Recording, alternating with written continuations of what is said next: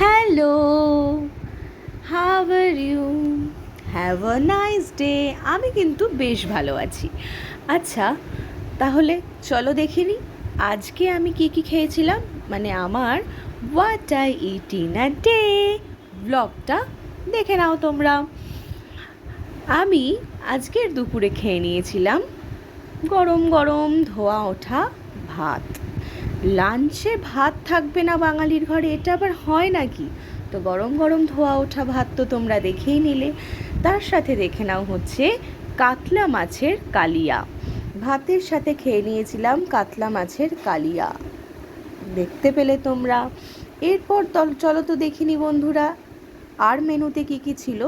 এবারে ছিল হচ্ছে মাছের মাথা দিয়ে বাঁধাকপি। কাতলা মাছের কালিয়া দেখলে কাতলা মাছের মাথা দিয়েই বাঁধাকপির তরকারি, যেটা আমি ভীষণ ভালোবাসি খেতে। তারপরে আবার ভাত। তারপরে দেখতে পাবে আরেকটা মাছের রেসিপি। কি মাছ বলো তো? এটা হচ্ছে পার্শে মাছ।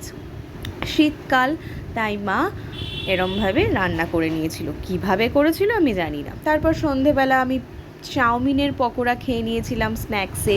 আর রাত্রিবেলা আমার ভীষণ ফেভারিট মেনু ছিল পোলাও আর মাংস। টাটা।